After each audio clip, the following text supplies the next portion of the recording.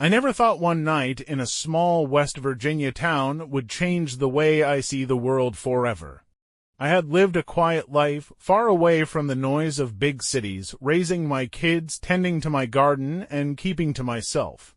But that September evening in 1952, yes, I still remember the exact date as though it's carved into my bones. Something happened that no one could have prepared me for. They call it the Flatwoods Monster now. Back then, I didn't have a name for what I saw, I only knew fear. The day had started as ordinary as any other. I remember hanging laundry outside, listening to the rustling of the leaves, and watching the sun sink into the horizon. The air smelled faintly of rain, though the sky was clear. I just finished making supper when the children burst through the door, shouting about a bright light that had streaked across the sky. At first, I thought it was just another one of their stories, born from too many radio shows and wild imaginations. But then I saw their eyes wide, serious, not playful at all. One of the boys swore the object had landed in the woods, right near the old Bailey farm. They begged me to come and see, and against my better judgment, I agreed.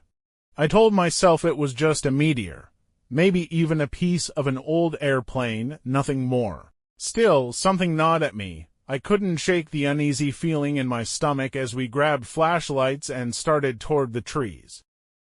The woods at night always had a certain stillness to them, but that evening was different. The air was heavy, thick, like it was pressing down on my chest.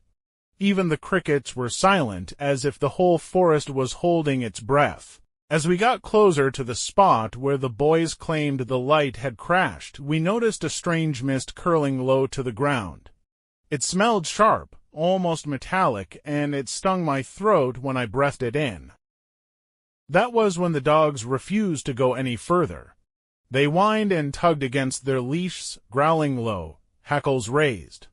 That alone should have been warning enough, but curiosity and perhaps a dangerous need to prove the children wrong kept me moving forward.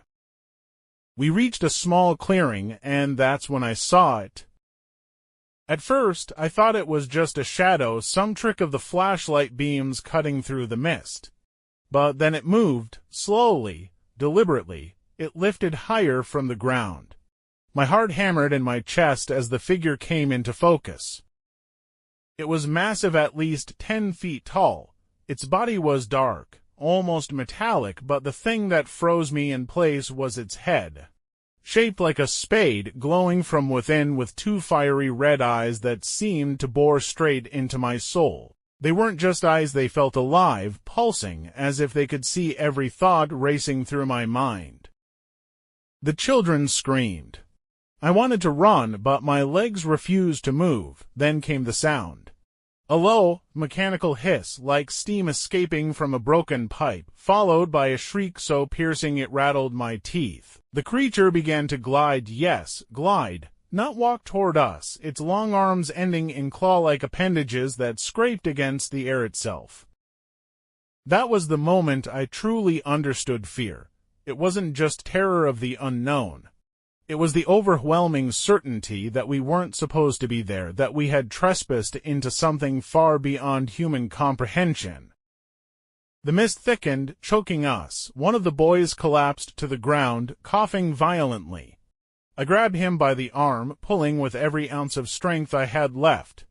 Somehow that broke the spell. My legs kicked into motion, and I screamed at the others to run. We tore through the forest, branches scratching our faces, our lungs burning from the fumes. Behind us, I could still hear that shrieking sound, echoing through the trees, closer than it should have been. I didn't dare look back. When we finally stumbled out of the woods and into the open field, we collapsed in a heap, gasping for air. The night sky looked deceptively calm above us, the stars twinkling like nothing unusual had happened. But I knew better. I had seen its eyes. I had felt its presence.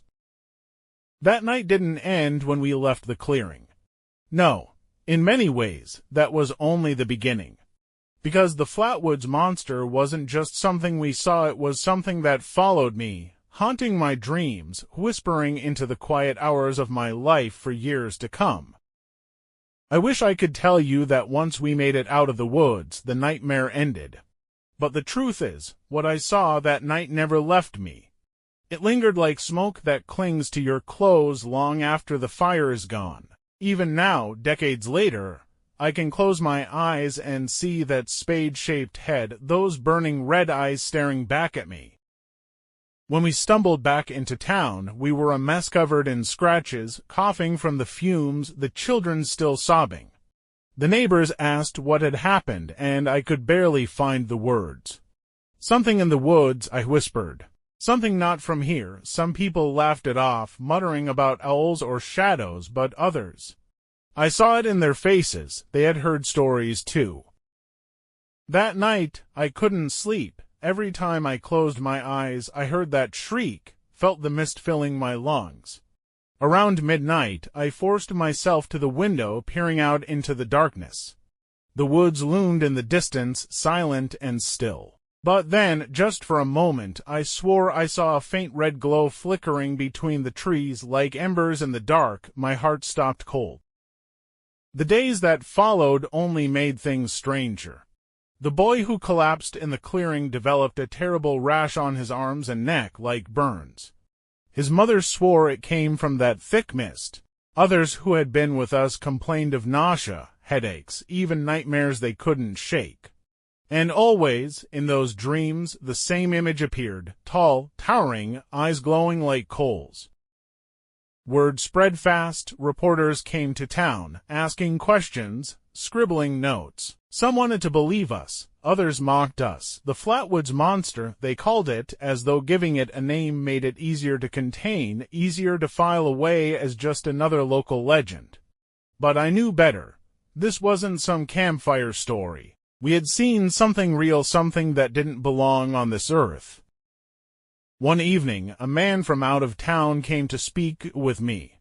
He wore a clean suit, carried himself with an air of authority. He asked me to recount every detail of that night, every sound, every smell, every movement. I told him the truth. His face remained unreadable, but when I mentioned the red glow and the woods, I saw his jaw tighten ever so slightly.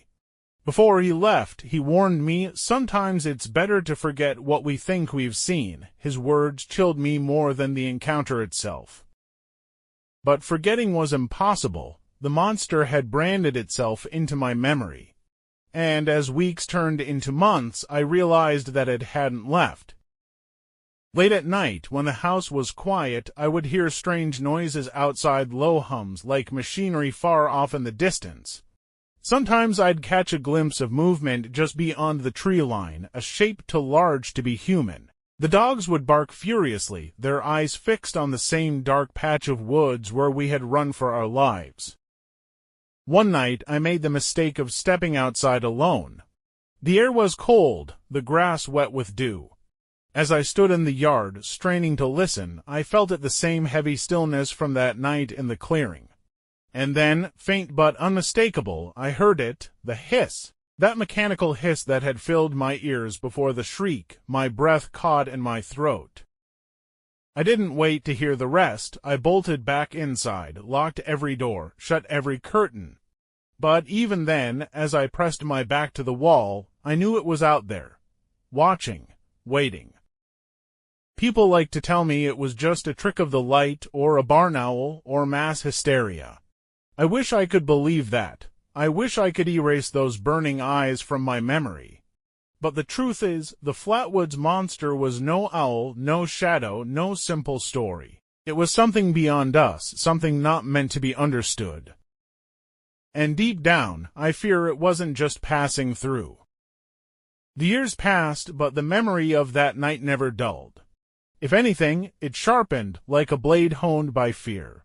I would go about my days cooking meals, tending the garden, walking to church, and all the while, in the back of my mind, I knew something had marked me. I knew the woods still held a secret too heavy for most to carry.